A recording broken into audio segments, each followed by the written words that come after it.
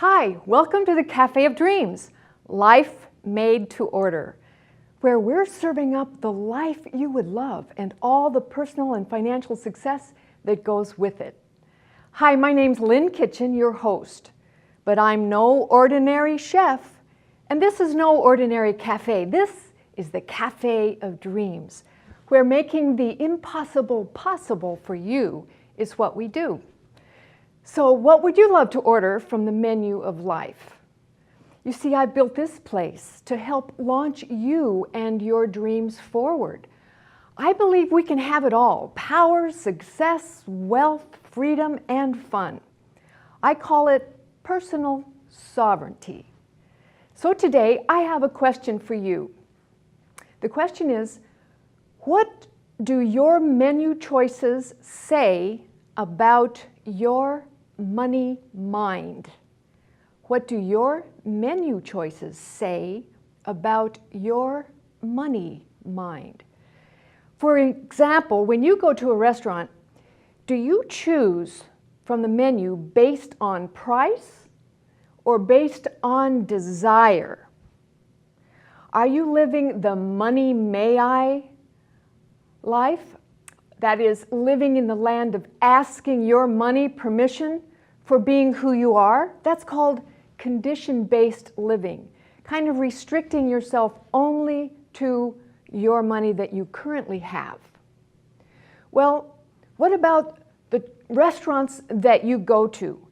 What kind of restaurants do you choose?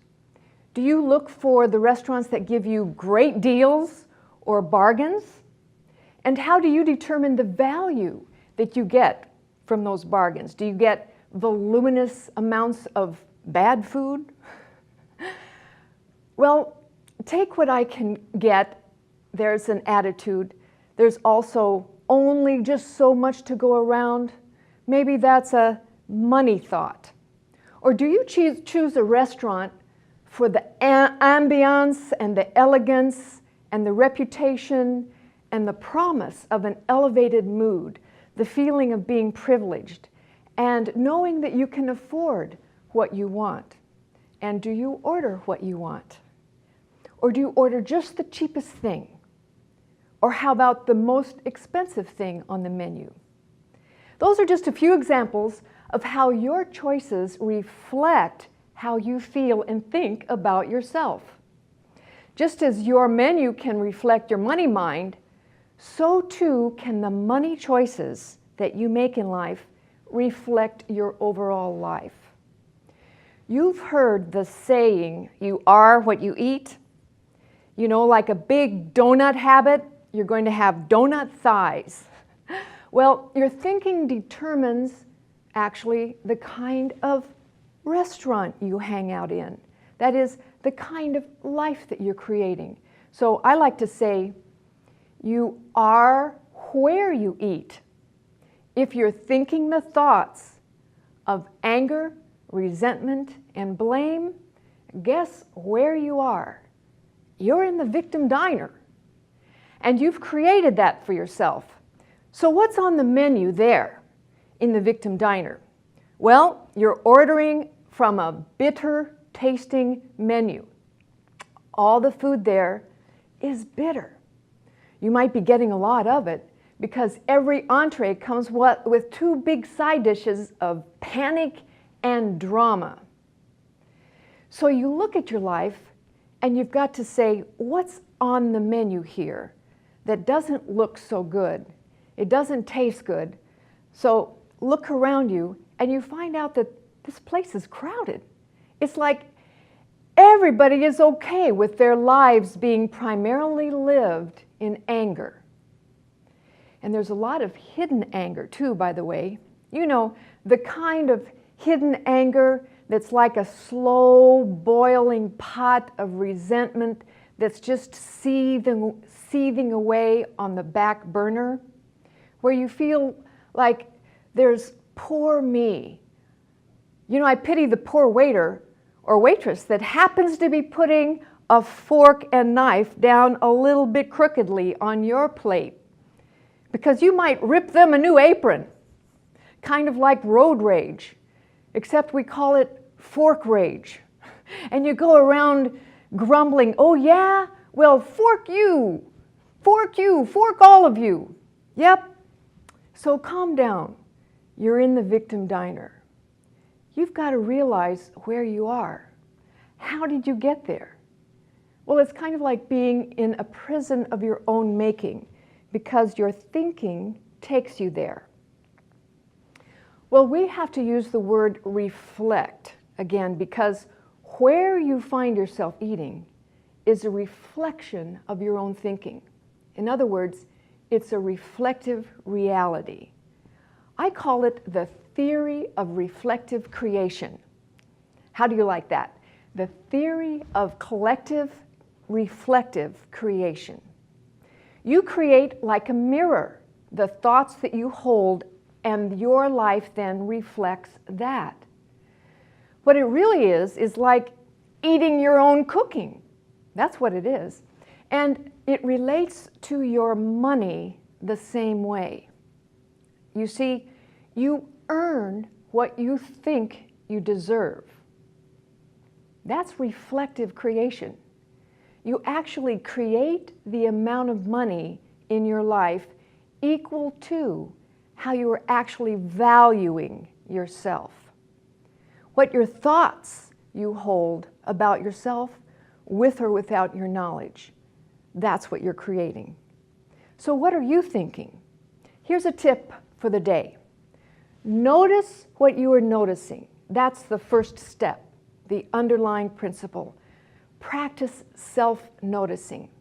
First, notice your feelings and follow your feelings to what thoughts are behind those feelings. What are creating those feelings? Just observe them. So the first step in anything is seeing where you are. Are you in the victim diner? Just use your observer self to notice. Notice how you're feeling, and notice that those feelings are tied to a way of thinking. And that way of thinking is creating your reality. It becomes your day. So here's how the theory of reflective creation works. Let's say you're starting out in the morning, you're feeling good. You're on your way to work, and as you drive, you notice that your mind is replaying a conversation that you had last night with your boyfriend or with your sister, and needless to say, the decibel levels in your mind starts to increase as you rehearse in your mind what you should have said, or here's what they really needed to hear from me, and how you're going to set it right once and for all, and how dare they ignore you and your needs and dismiss you and call you names. Is that normal? And what if that argument is about money?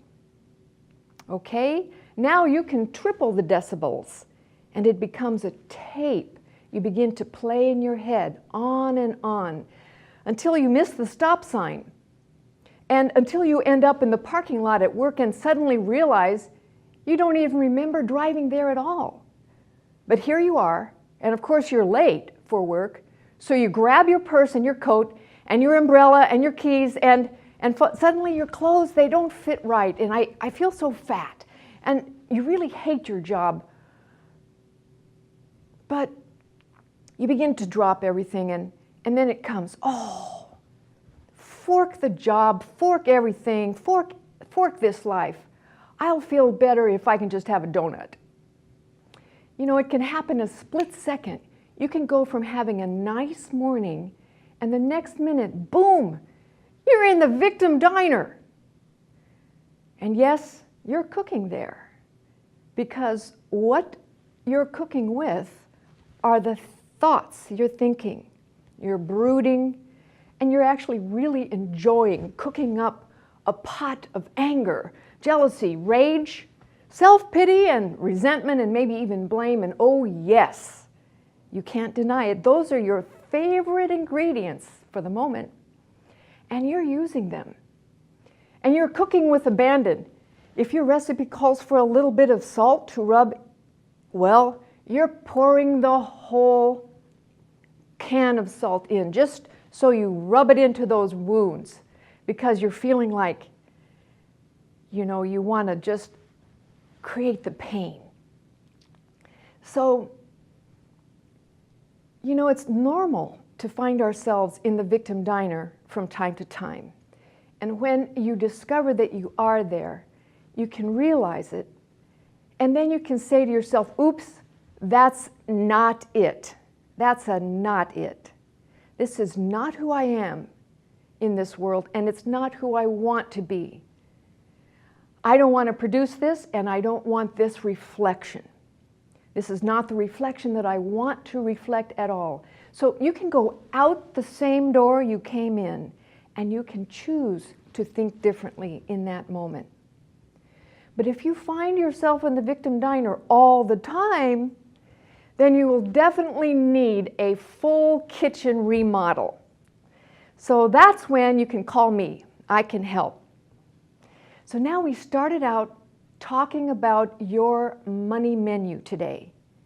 So this applies here too.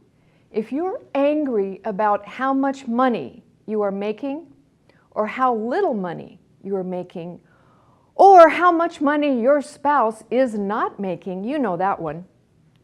Yes, you are building up what I call money resentment and money blame. Then that's another reason you might need a kitchen remodel. So that's when you need to call me. I can help you. So if you like this video, if it brought up some juicy questions for you or some comments, please go to the comments section and tell me. And if you like to talk about these things in a fun way, because if we can all laugh at ourselves, we can feel better and we can change our thoughts more quickly. So thanks for being here at the Cafe of Dreams. We'll see you next week.